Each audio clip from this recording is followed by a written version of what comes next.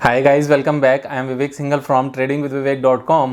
और एक जो टॉपिक है सैटरडे इवनिंग विद विवेक की आज की इस वीडियो में बहुत इंपॉर्टेंट है कवर करने के लिए। और वो टॉपिक बड़ा सिंपल है कि लाइफ में हम अपनी चाहते क्या हैं। तो जब हम अपने आप से कभी ये क्वेश्चन पूछते हैं ना कि अल्टीमेट गोल क्या है, देखो फाइनली किसी भी इंसान की लाइफ में ना अल्टीमेट गोल सिर्फ एक या दो तीन ही हो सकते हैं, उससे ज़्यादा अल्टीमेट गोल्स होते नहीं हैं।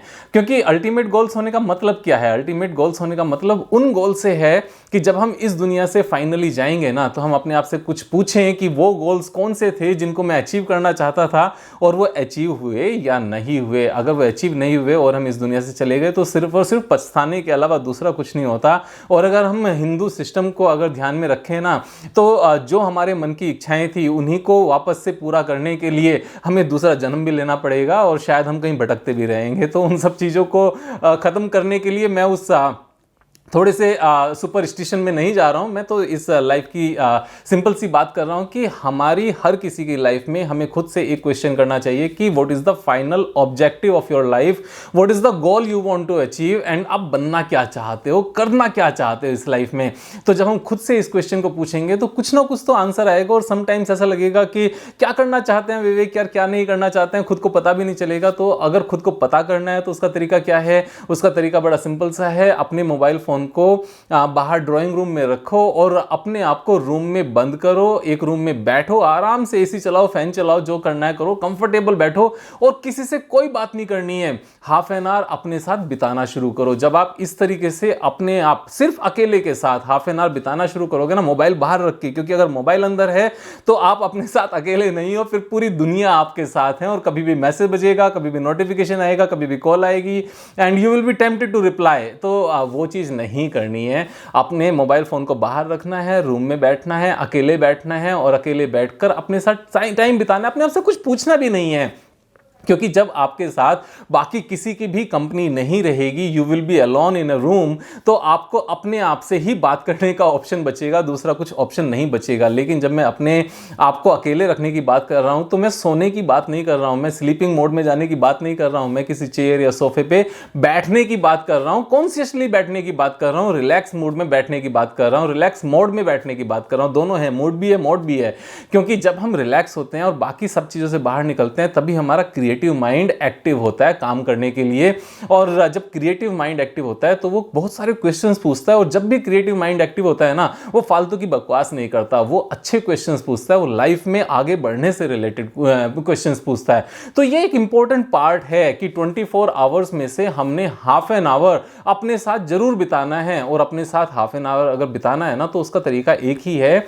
उस रूम में उस टाइम पर आपके साथ कोई नहीं होना चाहिए और आपको जागना भी है, बैठना है, चुपचाप बैठना है। और जब ये प्रैक्टिस करोगे ना 2-3-4 दिन के अंदर अंदर, मतलब उस टाइम को आप सबसे ज्यादा एंजॉय करना शुरू कर दोगे। उस टाइम से अच्छा आपको कुछ नहीं लगेगा। क्यों? उस टाइम पर आप सबसे ज्यादा इंपॉर्टेंट इंसान के साथ बैठ रहे हो। और वो सबसे ज्यादा इंपॉर्टेंट इंसान कौन है? सबसे ज्यादा इंपॉर्टेंट इंसान वो आप खुद हो। क्योंकि आप अच्छे हो, आप अच्छा कर रहे हो, तभी आप फैमिली के लिए अच्छा कर पाओगे, फैमिली के लिए अच्छा कर पाओगे, उसके बाद ही आप दोस्तों के लिए कर पाओगे, उसके बाद ही आप रिलेटिव्स के लिए कर पाओगे, उसके बाद ही आप फिर अपनी सिटी के लिए, अपने स्टेट के लिए, अपनी कंट्री के लिए, वर्ल्ड के लिए। तो ये पूरा प्रोसेस इस तरीके से है।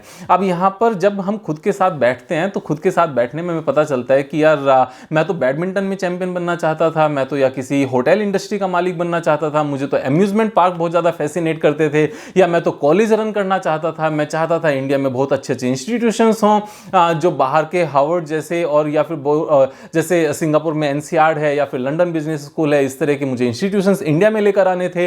ये मेरा मकसद था, ये मेरा मिशन था। तो इस तरह की चीज़ों पर सोचो एक बार, और उसको सोचने के साथ में ना सबसे पहले क्या होना चाहिए, इसके सारे स्टेप्स हैं। इसके स्टेप्स में क्या है? सबसे पहले अल्टीमेट गोल को डिफाइन करो। जैसे अल्टीमेट गोल आपने डिफाइन किया कि मुझे सबसे बड़ा अम्यूजमेंट पार्क इंडिया में ओपन करना है, वर्ल्ड का लार्जेस्ट अम्यूजमेंट पार्क। तो उसके लिए क्या करना है? उसके लिए उसके बारे में नॉलेज भी चाहिए, उसके लिए उसके साथ में बहुत सारी कैपिटल भी चाहिए, बहुत सारा पैसा भी चाहिए। अब पैसे वो अपने भी होंगे, दोस्तों के भी होंगे, क्योंकि शेयर होल्डर्स उनको भी रख सकते हैं, फंड हाउस के भी होंगे क्योंकि हम फंडिंग भी करा सकते हैं, बैंक के भी होंगे, हो सकता है हम थोड़ा सा लोन भी ले लें, तो वो एक सेकंड स्टेप है। लेकिन सबसे पहले ये शुरू करना है, उसके साथ में शुरू क्या करना है कि उसके बारे में नॉलेज लेना शुरू करो। नॉलेज किस तरह की होनी चाहिए? नॉलेज यहाँ पर दोनों तीनों तरह की नॉलेज चाहिए होगी। आपको कॉर्पोरेट नॉलेज भी चाहिए होगी, आपको फंडिंग से रिलेटेड नॉलेज भी चाहिए होगी, आपको इंजीनियरिंग से रिलेटेड नॉलेज भी चाहिए होगी, आपको रियल एस्टेट से रिलेटेड नॉलेज भी चाहिए होगी, आपको मॉनेटरी जो इंटरेस्ट रेट्स हैं, इकोनॉमी है, उसकी भी नॉलेज चाहिए होगी। आपको ये नॉलेज भी चाहिए होगी कि हम किस स्टेट में उसको ओपन करने की बात कर रहे हैं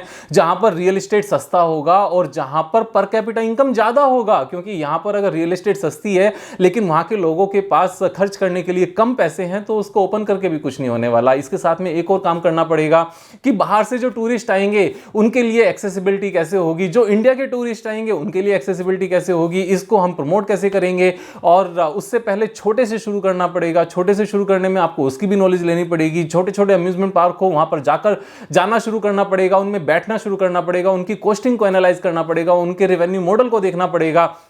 और इन सब चीजों के साथ में जो करंट में आप काम कर रहे हो, आपको उस करंट में काम करने के में आपको ज्यादा इनकम भी करनी पड़ेगी। अगर आप नौकरी में हो, आप सर्विस में हो, आप बिजनेस में हो, तो आपको उस इनकम को इंक्रीज करना पड़ेगा। आपको अपने टाइम को मैनेज करना पड़ेगा। टाइम को मैनेज करने के लिए फिर ये भी देखना पड़ेगा कि मैं नेक्स्ट 1 आवर अपनी लाइफ का किस चीज के ऊपर स्पेंड करने वाला हूं। तो अगर इन सब चीजों को करना है तो आपको ये चीज करनी पड़ेगी that you have 24 hours and 24 hours को आप 4 पार्ट्स में डिवाइड कर लो। देखो, एक पार्ट हमारा सोने का होना चाहिए, एक पार्ट हमारा normal routine daily routine work का होना चाहिए, नहाना धोना, खाना खाना या फिर फैमिली के साथ थोड़ा सा टाइम बिताना, इन चीजों के लिए होना चाहिए। थर्ड हमारा होना चाहिए जो हमारा ऑफिशियल वर्क है उसके साथ, उसमें जो टाइम स्पेंड होता है उसके लिए होना चाहिए। एंड फोर्थ हमारा होना चाहिए हमारे इन सब चीजों के लिए जो हमारा सपना है उसको पूरा करने के लिए। सपना पूरा करने में हमारा स्किल डेवलपमेंट भी आता है, हमारी मोर इनकम भी आती है, हमारा एक्स्ट्रा वर्क भी आता है। एक्स्ट्रा वर्क का फायदा क्या होता है? देखो, अगर किसी बंदे को 1 लाख रुपए मिल रहे हैं ना, 1 लाख रुपए की सैलरी सपोज मिल रही है 1 लाख की,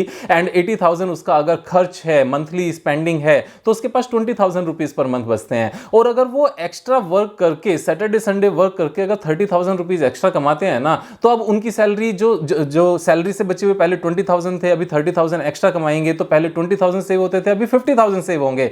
तो यहां पर 30,000 इंक्रीज करने से, यानी कि अपनी इनकम को 30% से इंक्रीज करने से, पहले 1 लाख की इनकम थी, अभी 30,000 और कमाना शुरू कर दिया, 1,30,000 की हो गई। इनकम कितनी इंक्रीज हुई? यहां पर 30% इंक्रीज हुई। लेकिन सेविंग कितने परसेंट इंक्रीज हुई? सेविंग 150% इंक्रीज हुई, क्योंकि पहले 1 लाख में से हमारी सेविंग होती थी 20,000 की, अभी 1,30,000 में से हमारी सेविंग होती है 50,000 की। तो जितना भी हमारा एक्स्ट्रा इनकम आया वो सारी की सारी सेविंग हो गई। इन सारी सेविंग्स को आप क्या करोगे? इन सारी सेविंग्स को आप अपने किसी बिजनेस में लगाओगे। अगर आप छोटे स्केल पर शुरू से ही इस चीज को स्टार्ट कर सकते हो तो छोटे स्केल से शुरू करो, और अगर छोटे स्केल से वो नहीं होता है तो इस पैसे को तब तक आप स्टॉक मार्केट में सीख कर भी कर सकते हो। स्टॉक मार्केट को अच्छे से लर्न करो, यूट्यूब्स देखो, बुक्स पढ़ो, और उनको बुक्स को समझ के किसी से क्लासेस लो, उन सबको पढ़ के उसके ऊपर 30-40% कमाना शुरू करो, फिर उस अमाउंट को इंक्रीज करते रहो। लेकिन साइमल्टेनियसली जो आपका अल्टीमेट ऑब्जेक्टिव था कि आपने इंडिया में वर्ल्ड्स लार्जेस्ट अम्यूजमेंट पार्क बनाना है, उस ऑब्जेक्टिव के लिए नॉलेज लेते रहो, वर्क करते रहो, प्रॉपर प्लानिंग करते रहो। तो ये मिशन होना चाहिए। तो इस मिशन में करना क्या है? जैसे मैंने बताया कि 6-7 आवर्स अपनी स्लीपिंग के लिए रखो, 2 आवर्स अपने नहाने धोने खाने पीने के लिए रखो, 1 आवर अपनी फैमिली के साथ टाइम स्पेंड करने के लिए रखो। तो 7 hours plus 2 hours plus 1 hours, 10 hours तो हमारे ये निकल गए। इन 10 आवर्स के बाद में हमारे पास बचे 14 आवर्स। 14 आवर्स में से 8 आवर्स टू 9 आवर्स अपने ऑफिस काम करने के लिए रखो। ऑफिस को काम करने के लिए जब आप 9 आवर्स रखते हो ना, मैं कहता हूं 10 आवर्स भी अगर हमने रख लिए कि हमें थोड़ा सा कम्यूट करना पड़ता है, दूर जाना पड़ता है, 8 घंटे अच्छे से काम करो, 2 घंटे मींस ट्रांसपोर्टेशन में, कम्यूटेशन में निकल गए, दैट्स ओके। उसके बाद भी 4 आवर्स बचे। ये 4 आवर्स कम नहीं होते। और 4 आवर्स में मैं एक चीज बताऊं, जो ऑफिस का टाइम है ना, ऑफिस में हम टाइम स्पेंड करते हैं 20 डेज मंथ में से। जो बचे हुए 10 डेज होते हैं ना, 20 डेज भी हो सकते हैं, 21 भी हो सकते हैं, 22 भी हो सकते हैं, डिपेंड करता है कि उस मंथ में कितने सैटरडे संडे आते हैं। उसके बाद जो बचा हुआ टाइम है, जो हमारे पास 2 सैटरडे संडे एवरी वीक बचते हैं हमारे पास, जो 4 वीकेंड्स होते हैं, किसी मंथ 5 भी होते हैं, तो जो 10 डेज हैं, इन 10 डेज में जो हम ऑफिस का 10 आवर्स स्पेंड कर रहे थे ना, उस टाइम को स्पेंड करो एक्स्ट्रा इनकम करने में। क्योंकि आप एक चीज देखो, अगर हम 20 डेज ऑफिस में काम करके 1 लाख रुपीज कमा सकते हैं, तो जो बचे हुए 10 डेज हैं, क्या उसमें पार्ट टाइम करके हम उसका 50% नहीं कमा सकते? जब हम 50% टाइम स्पेंड कर रहे हैं, यहां पर जरूरत है थोड़े से स्किल को डेवलप करने की। और जब उसको करके हम इतना सारा पैसा बचाएंगे, तो जो हमारी करंट की सेविंग है ना, जो 20,000 थी शायद वो बढ़ के फिर 70,000 हो जाएगी, क्योंकि 50,000 मैंने अलग से कमाए और जितना पैसा हमारे पास नेक्स्ट 35 ईयर्स में सेव होता शायद वो हमारे पास 10 ईयर्स में सेव हो जाएगा। और जितना पैसा हम यहाँ पर कंपाउंडिंग करके 100 ईयर्स में कमाते जो किसी के पास नहीं है, वो शायद हम अगले 20 साल में कमा लेंगे और जो हमारे सपने हैं वो पूरे होते नजर आएंगे। बच्चे भी उसमें साथ देंगे, वाइफ भी उसमें साथ देगी, और अगर आप खुद से वाइफ हैं तो आपके हस्बैंड उसमें साथ देंगे। तो ये सारी चीजें ऐसे चलेंगी। लेकिन स्टार्टिंग कहां से होगी? स्टार्टिंग होगी इसके अपने अल्टीमेट गोल को फाइंड आउट करने की। जैसे मैं अपनी बात करता हूं, what is my ultimate goal? My ultimate goal is to become a capitalist. मेरे पास $1 बिलियन का मेरा ड्रीम है, और ये आज से नहीं है, बहुत बचपन से है। जब ये चीज़ों का डिफरेंस नज़र आया था कि इंडिया में लैक्स होते हैं, करोड़ होते हैं, लेकिन जो वेस्टर्न वर्ल्ड है वहाँ पर लैक्स एंड करोड़ नहीं होते हैं, वहाँ मिलियंस होते हैं, बिलियंस होते हैं। तो तब से ये चीज़ निकल कर आई, लेकिन फिर साथ में वो बिलियंस डॉलर्स में भी कन्वर्ट हो गए। जब स्टॉक मार्केट करना शुरू किया तो वो चीज़ें और आसान लगने लगी, स्टेप बाय स्टेप आगे बढ़ते गए। 17 ईयर्स हो गए मार्केट में काम करते करते, 9 ईयर्स फुल टाइम हो गए मार्केट में काम करते करते। 2012 में जॉब छोड़ दी थी, लेकिन वो भी सारा सोचा समझे तरीके से था। ऐसा नहीं कि सडनली अचानक से जॉब छोड़ दी, ऐसा नहीं किया। जब पैसे इकट्ठे हो गए, मार्केट में सेव करते करते सीखते हुए आगे बढ़ते हुए तब छोड़ा। उसके बाद में सैटरडे संडे काम करने के लिए फिर एक्स्ट्रा वर्क किया, फिर यूट्यूब भी स्टार्ट हुआ, फिर क्लासेस भी स्टार्ट हुई। तो ये सब क्यों है? ये इतनी मेहनत क्यों है? इतना मेहनत है अपने ऑब्जेक्टिव को, गोल को अचीव करने में, क्योंकि जब इस दुनिया से जाए तो फिर वो खाली ऐसा नहीं हो कि हमने किया इस दुनिया से। देखो, एक पुरानी कहावत है, अगर हम गरीब पैदा हुए हैं ना तो इसमें हमारी गलती नहीं है, लेकिन अगर गरीब मर गए तो हमारी ही गलती है, क्योंकि हमें अमीर बनने से किसी ने रोका नहीं है। सिर्फ हमारा लेजीनेस है, सिर्फ और सिर्फ अंदर से एंथुसियाज्म नहीं है, वो एग्रेशन नहीं है, वो अंदर से आग नहीं है यार। अगर देसी भाषा में बोला जाए तो अगर कुछ करने के लिए ना खाली बैठना कुछ नहीं होता, हमें लगातार काम करना है। और ये लगातार काम होगा कब? जब हम इस लगातार काम करने के अपने एंथुसियाज्म को, अपने एग्रेशन को, या फिर एक्साइटमेंट को, या फिर अपने एनर्जी को जब हम किसी ऑब्जेक्टिव के साथ लिंक करेंगे। जब ऑब्जेक्टिव या गोल के साथ लिंक करते हैं तो चीज़ें अच्छी होती हैं। फिर जब मैंने यूट्यूब बनाना शुरू किया, जो व्यूअर्स हैं उन्होंने सबने अच्छा सपोर्ट करना शुरू किया, तो उसके बाद में एक चीज़ फिर अचानक से एक और निकल कर आई कि अब अकेले बिलियनियर नहीं बनेंगे यार, यहाँ पर अकेले 100 करोड़ नहीं कमाएंगे, यहाँ पर 100 करोड़ सबके कमाने हैं। तो उसके बाद में एक अचानक से अंदर से मन आया कि कम से कम 3 करोड़ फैमिलीज ऐसी होनी चाहिए जिनका 100 करोड़ से ज़्यादा का पोर्टफोलियो हो एक्विटी का। उसके लिए क्या करना है? उसके लिए अपनी नॉलेज को शेयर करते जाना है। तो YouTube पर फिर पहले कभी कभी वीडियो आती थी, फिर डेली वीडियो डालना शुरू किया। तो उसमें फिर एक चीज ये रियलाइज हुई कि विवेक भाई, सिर्फ और सिर्फ स्टॉक मार्केट से रिलेटेड नॉलेज देने से काम नहीं चलेगा। यहां पर हमें उस माइंडसेट को भी डेवलप करना पड़ेगा जो 100 करोड़ रखने वाले लोगों का होता है। तो उसके लिए क्या करना शुरू किया? उसके लिए सडनली माइंड में आया कि ठीक है यार, अब यहां पर सैटरडे को एक डिफरेंट टॉपिक पर वीडियो बनाएंगे कि पैसा वहां पर कमाएंगे बाकी सारे दिनों में, लेकिन सैटरडे को हम स्किल्स डेवलपमेंट पर ध्यान देंगे, अपनी लाइफ को बेटर करने पर ध्यान देंगे। और जब इन दोनों चीजों का मिक्स निकल के आएगा ना, तब बहुत अच्छा होगा। यहां पर अब एक चीज की और कमी है।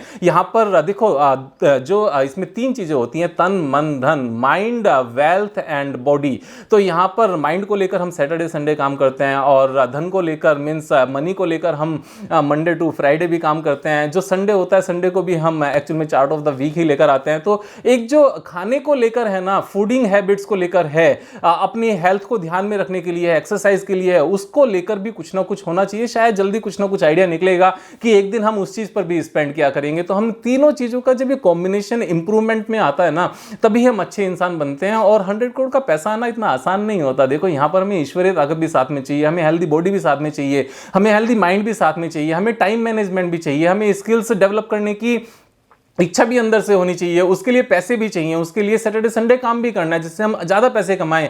उसके साथ में हमें अपनी स्पेंडिंग हैबिट्स को भी चेंज करना है जिससे हम कमाए हुए पैसे को सेव करें, और जितना हम कमाते हैं वो इनकम बढ़े। इसके लिए हमने अपने ऑफिस में भी अच्छे से बिहेव करना है, ऑफिस में भी बॉस के साथ अच्छी तालमेल बनाकर रखनी है, अपने काम को भी अच्छे से करना है, घर में भी कलेश नहीं होने चाहिए, घर में भी हैप्पीनेस लेकर आनी है, स्माइल लेकर आनी है। गलती हो जाए स्माइल कर दो, कोई किसी से गुस्सा हो गए वापस से स्माइल कर दो, गुदगुदी करके हंसा दो। ये सब चीजें करनी पड़ेंगी। It's a bouquet, it's a combination of everything. सिर्फ एक चीज से काम नहीं चलेगा। लेकिन इन सब चीजों की शुरुआत कहां से होगी? शुरुआत होगी एक गोल को डिसाइड करने की। मैंने एक एग्जांपल दिया अम्यूजमेंट पार्क का, it could be anything, it could be anything actually. और जो गोल डिसाइड करना है उस चीज के लिए माहौल कैसे बनेगा? उस चीज का माहौल बनेगा एक रूम में आधे घंटे डेली बेसिस पर अपने साथ, बिना आपके मोबाइल फोन के, चुपचाप से बैठना शुरू करो। 10, 12, 15 दिन के अंदर अंदर इतनी सारी पॉजिटिव थॉट्स, इतना माइंड क्रिएटिव हो जाएगा, आपको लगेगा लगेगा कि विवेक भाई इस पर्टिकुलर आइडिया को इंप्लीमेंट करने से ना लाइफ ही एक्चुअल में चेंज हो गई, यहाँ से शुरुआत हो गई। लेकिन एक चीज़ इंपॉर्टेंट है,